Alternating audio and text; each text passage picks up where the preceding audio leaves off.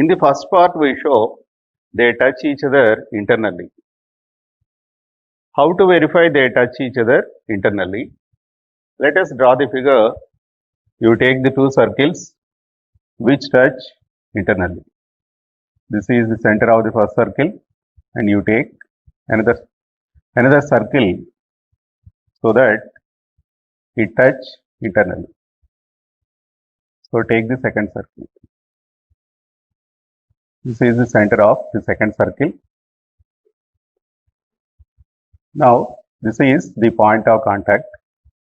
If the two circles touch each other internally, the condition is AB is equal to mod R1 minus R2. So we verify the distance between the centers is equal to mod R1 minus R2. Take the center of the first circle. Center of the first circle is minus z comma minus f, that is 1 comma 2. You calculate the radius R1 root of g square plus f square minus c.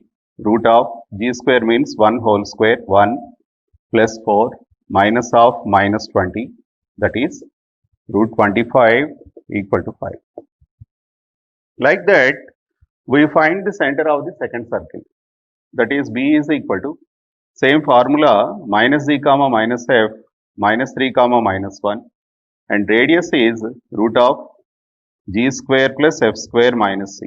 Root of 9 plus 1 minus of minus 90, that is root 100, that is 10 units. So we have R1 and R2 values. Before we take the difference, we find the distance AB. AB is the distance between the centers. Square root of x1 minus x2 whole square, 1 plus 3 whole square, y1 minus y2 whole square, 2 plus 1 whole square, that is 16 plus 9, that is root 25 equal to 5. Now take mod R1 minus R2, that is difference of the radii, that is mod 5 minus 10 modulus of minus 5 equal to 5. Clearly, AB is equal to mod R1 minus R2. Therefore, they touch internally. Therefore, they touch internally.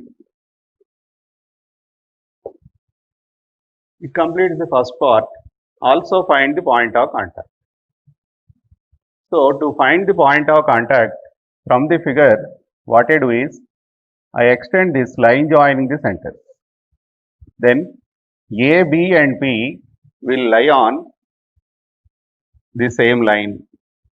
Moreover, here P is outside the line segment AB, therefore P divides AB externally. As you know from the first chapter that P divides AB in the ratio R1 is to R2 externally, or you can take that ratio as minus R1 is to R2. So, to find the point of contact, P. Here P divides AB in the ratio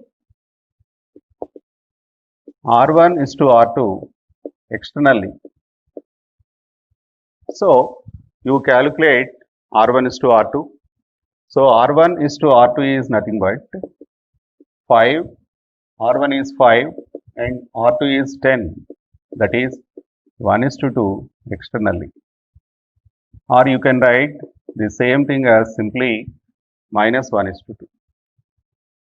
Now, using that ratio, we find the point of contact. So, take the line segment separately, A, B and P. Coordinates of A 1 comma 2 and coordinates of B minus 3 comma minus 3 comma minus 1.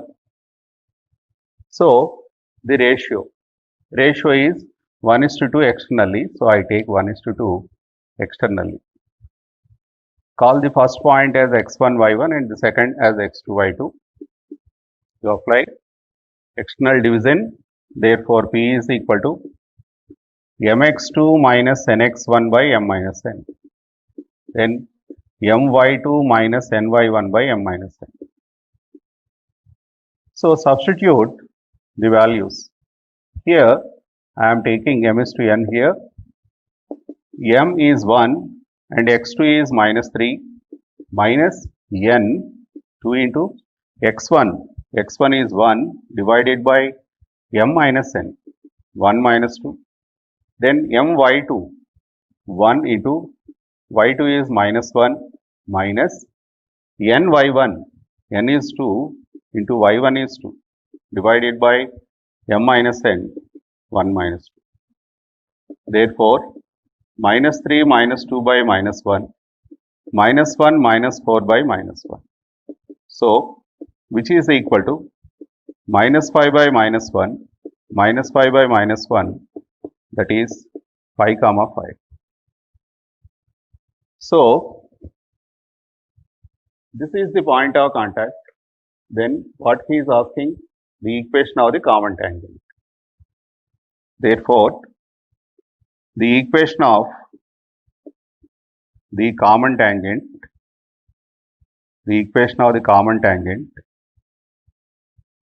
at the point of contact,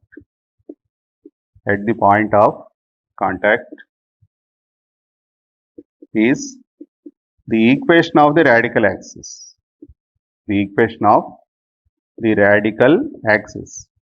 Why? In the beginning of the chapter, we discussed the properties of radical axis.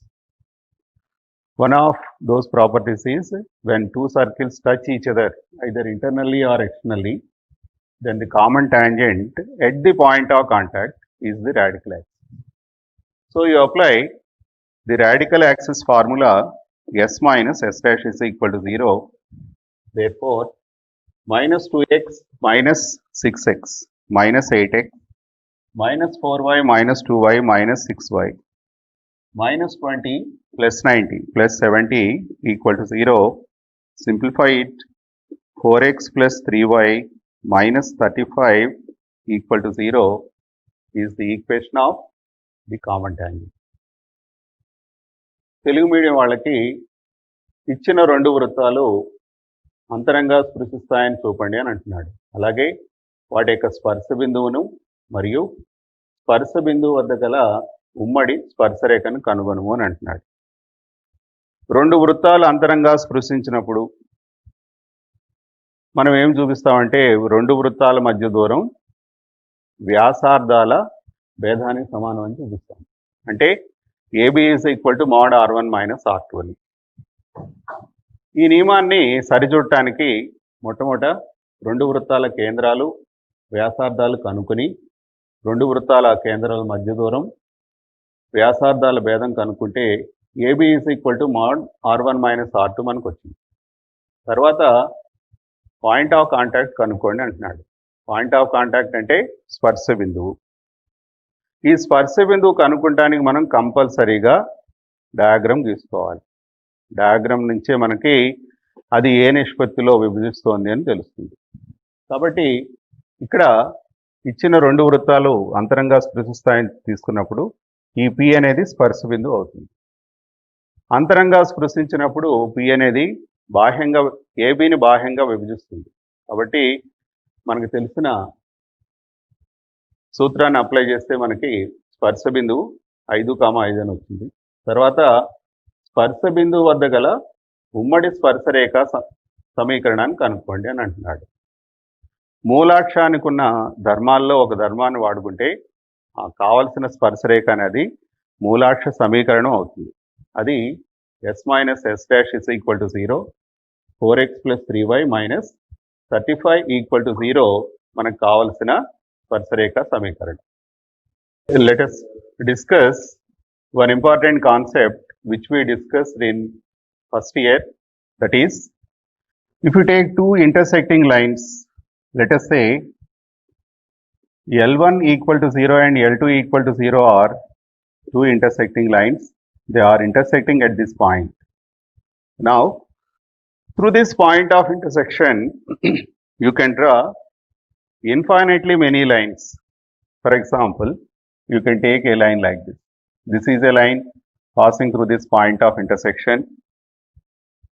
Then you take another line passing through this. Similarly, you take one more. Like that, you can draw infinitely many lines passing through the point of intersection. Because they are passing through a common point, then we can represent all the lines passing through this point of intersection as lambda 1 L1 plus lambda 2 L2 equal to 0, or we can take L1 plus lambda L2 equal to 0, where lambda is nothing but lambda 2 by lambda 1. Why we are discussing this concept now? In this concept, we are taking two intersecting lines.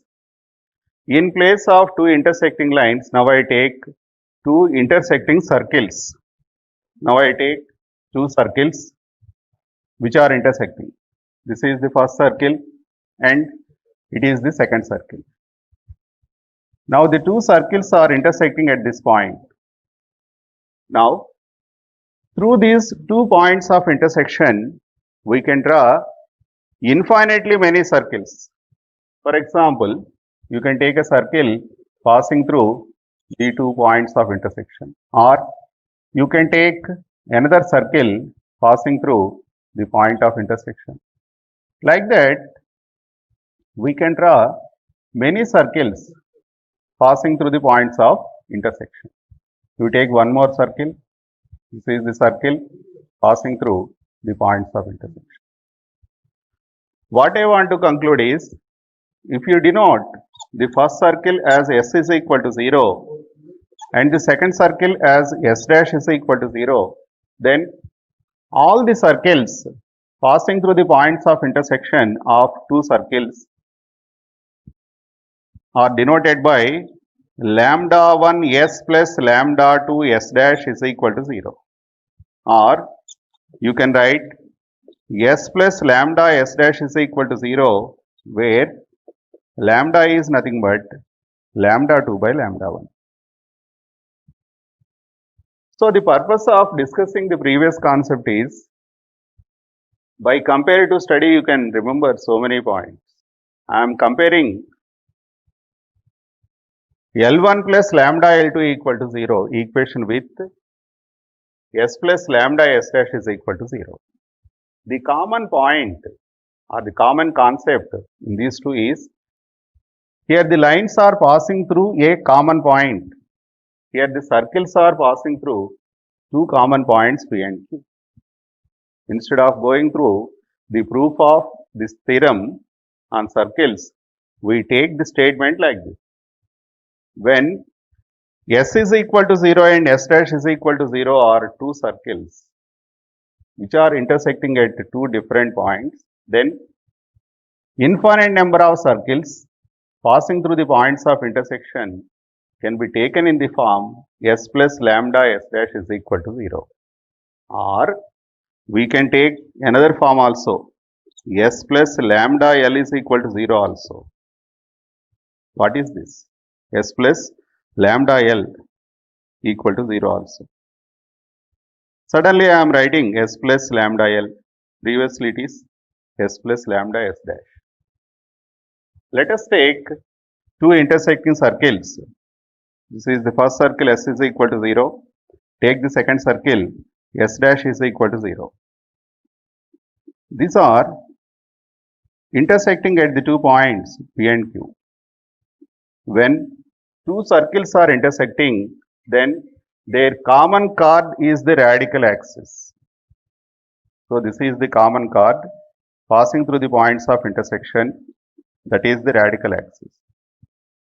So if you know any circle S is equal to 0 and any line which cuts the circle in 2 points P and Q, then we can take any other circle passing through P and Q can be in the form S plus lambda L equal to 0.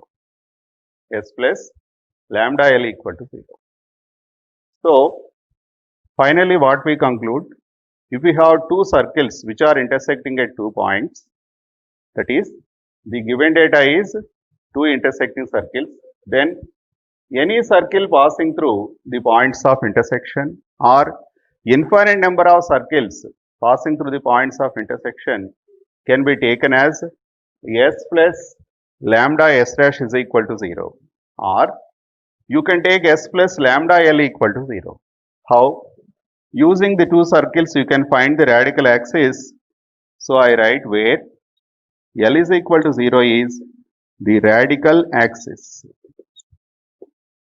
The radical axis equation is S minus S dash is equal to 0. Or else, if we have only one circle and a line which cuts this given circle in 2 points, then any other circle passing through the points of intersection can be taken as S plus lambda L equal to 0. We are not discussing the proof of these two statements. We take the two statements granted. The first statement is based on two intersecting circles. Second statement is based on a circle and a line. Circle and a line.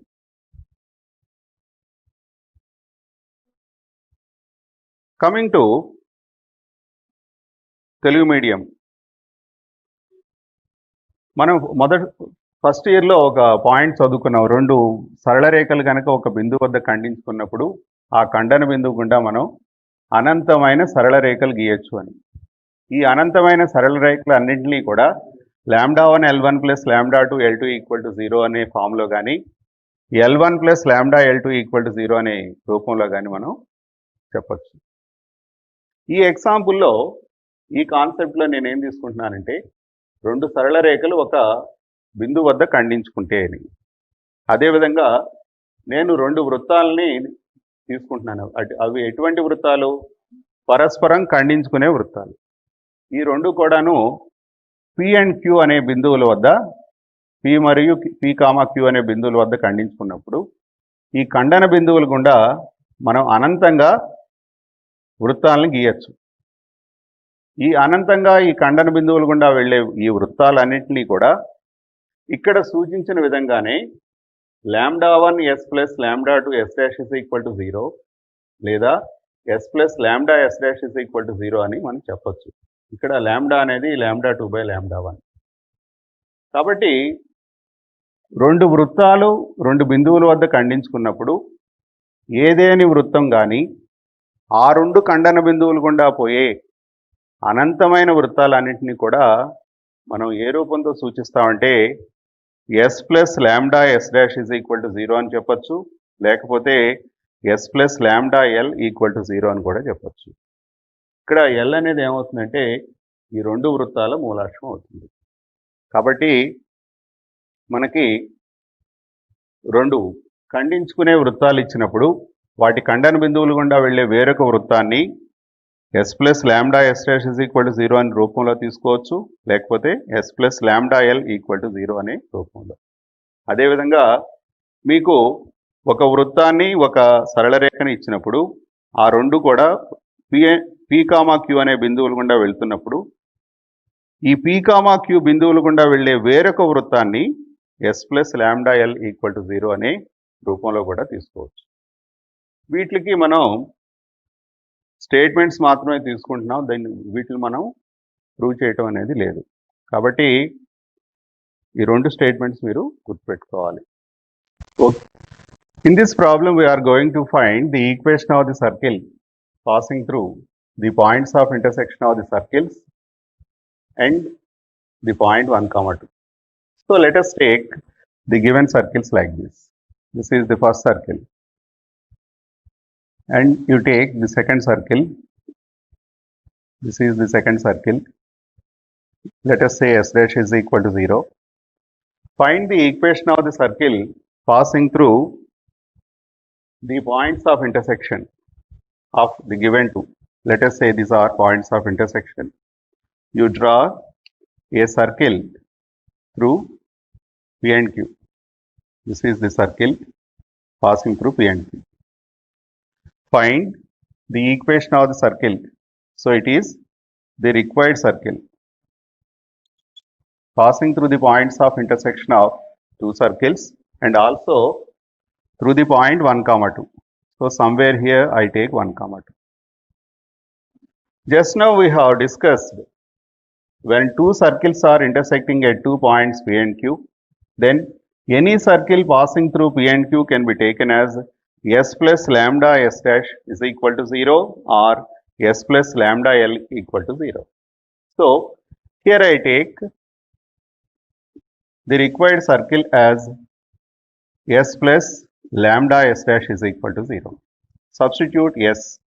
So x square plus y square minus 8x minus 6y plus 21 plus lambda times x square plus y square minus 2x minus 15 equal to 0, where lambda is unknown. So this is the required circle. To find lambda has given the condition that the circle is passing through 1, 2. So you substitute x is equal to 1 and y is equal to 2 in this equation. To find lambda, since it passes through 1, 2, we have from 1. So put x is equal to 1. So 1 whole square is 1, 2 whole square is 4, minus 8 minus 12 plus 21 plus lambda times x is 1, y is 2, 2 minus 15 equal to 0. So 1 plus 4, 5, 5 plus 21, 26, minus 20, that is 6 plus lambda times 1 plus 4, 5, minus 17, minus 12 equal to 0. 6 is equal to 12 lambda. So lambda is 6 by 12, that is 1 by 2. Now you substitute lambda is equal to 1 by 2 in equation 1. Therefore, put lambda is equal to 1 by 2 in equation 1. Therefore, it becomes x square plus y square minus 8x minus 6y plus 21. Substitute lambda value 1 by 2 times x square plus y square minus 2x minus 15 equal to 0. So take LCM 2y square minus 16x minus 12y plus 42 plus x plus y plus x square plus y square minus 2x minus 15 equal to 0. So 2x square plus x square, like that, 2y square plus y square 3y square minus 16x minus 2x minus 18x. Then there is only one y term minus 12y. Then coming to the constant 42 minus 15, that is plus 27. Now from all these terms we can take 3 common.